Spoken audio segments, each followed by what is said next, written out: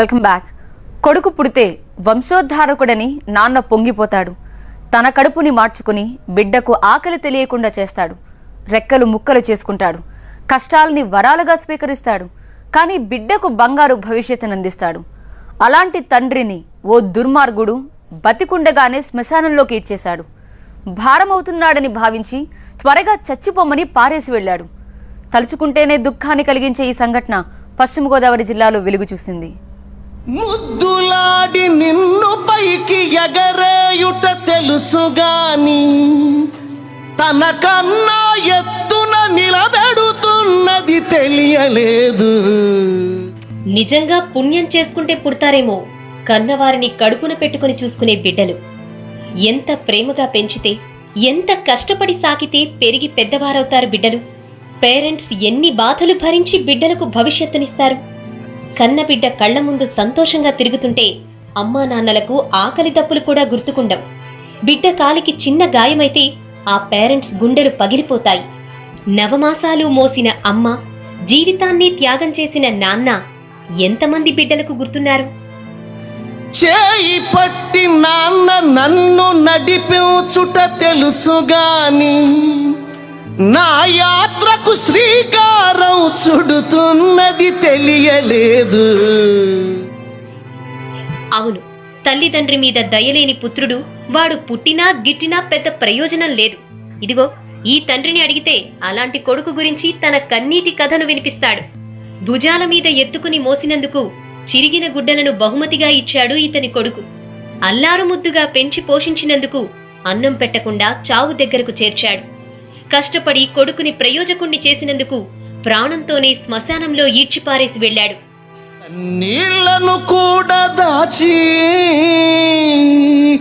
నాకై చెమటగా ఖర్చు పెడుతున్నది తెలియలేదు. నెరిసిన గడ్డం, చిరిగిన దుస్తులు, కదల్లేని దేహంతో గత 4 రోజులుగా శ్మశానంలో చావుకై ఎదురుచూస్తూ గడిపిన ఇతని పేరు పట్నాల కాశీ. ఇతనికి 3 కూతుళ్లు, ఒకే ఒక్క కొడుకు. ఒళ్ళు సహకరించినంతకాలం స్వర్ణకారుడిగా పనిచేశాడు. వంశోద్ధారకుడని అతన్ని అల్లారు ముద్దుగా పెంచాడు. కాని అతనేం చేశాడు? ముసలి తండ్రి భారమయ్యాడని తెచ్చి శ్మశానంలో పడేశాడు. పశ్చిమ గోదావరి జిల్లా పాలకొల్లులో వెలుగు చూసింది ఉదంతం. 4 రోజుల క్రితం పట్నాల కాశీని అతని కొడుకు పాపారావు తీసుకొచ్చి ఇలా ప్రాణంతోనే శ్మశానంలో వదిలేసి వెళ్లాడు. కాటికాపరికి 200 రూపాయలిచ్చి ఈ ముదుసలి చనిపోయిన తరువాత సమాచారం ఇమ్మని చెప్పాడు. గడిచిన 4 రోజులుగా తాగడానికి నీళ్లు లేక, తినడానికి తిండి లేక, ఆకలితో మలమల మాడుతూ దేవుడా నాకెప్పుడు చావును ప్రసాదిస్తావని వేడుకుంటూ నరకాన్ని అనుభవించాడు కాశీ. ఎవరు తీసుకొచ్చారు? వాళ్ళ బామ్మర్ది వాళ్ళ అబ్బాయి తీసుకొచ్చి ఇక్కడ వదిలేసేలేరు. మమ్మల్ని పెట్టారండి. డబ్బులు అని ఇచ్చారు మీకు? డబ్బులు అంటే అక్కడి నుంచి తీసుకొచ్చిన వాళ్ళకి ఇచ్చేస్తారు. బతుకుండగానే ఇక్కడికి వదిలేశారు. బతుకుండగానే కప్పెట్టేయమన్నారు. ఇంకా మాకు ప్రాణం లేకపోతే ఏదైనా మత్తు టాబ్లెట్లు వేసి చేసేమన్నారు. అయితే ఈ విషయం ఈ నోట ఆ నోట స్థానిక ఎమ్మెల్యే రామానాయుడు చెవిన పడింది.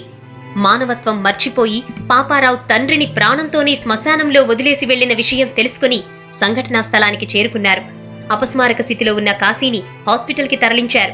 ఇటు కాశీని నిర్లక్ష్యంగా వదిలేసిన అతని కొడుకు పాపారావు 3 కూతుళ్లపైన కేసులు పెట్టమని పోలీసులకు ఫిర్యాదు చేశారు. మనకి చిన్నప్పటి నుంచి కూడా మనకి ఏది కావాలో, ఏ సమయానికి ఏది కావాలో అది అందించేటువంటి మన తల్లిదండ్రులను ఈరోజు ఈ రకంగా చూసుకుంటున్నామంటే ఈవేళ సభ్య సమాజం అంతా కూడా తలదించుకోవాల్సినటువంటి పరిస్థితి ఉంది. ఈవేళ బతుకున్నటువంటి తండ్రిని ఈవేళ ఒక శ్మశాన వాటికి తీసుకొచ్చి అక్కడ కాటి కాపరికి 200 రూపాయలు ఇచ్చి ఇతను చనిపోయిన తర్వాత మాకు ఫోన్ చేసి చెప్పండి అని ఒక ఫోన్ నెంబర్ ఇచ్చి వెళ్ళేటువంటి కొడుకులు కూడా ఈ రోజు ఉన్నారంటే అటువంటి వాళ్ళని ఉరి తీయవలసిన పరిస్థితి కూడా ఉందని చెప్పేసి కూడా తెలియజేస్తా ఉన్నాం. కాశీ దుస్థితిని చూసి ఏ తండ్రికి ఇలాంటి కొడుకు పుట్టకూడదనిపిస్తోంది. రక్తం పంచిచ్చిన తండ్రిని చేతకాని వయసులో ఇలా శ్మశానంలో ఈడ్చిపారేసి పోవడానికి అతనికి మనసెలా వచ్చిందనిపిస్తోంది. కాశీ కొడుకును కఠినంగా శిక్షించి ఇలాంటి మరో వ్యక్తికి బుద్ధొచ్చేలా చేయాలని కోరుతున్నారు స్థానికులు. నాకేమో నాన్న విలువ ఎంతన్నది తెలియలేదు.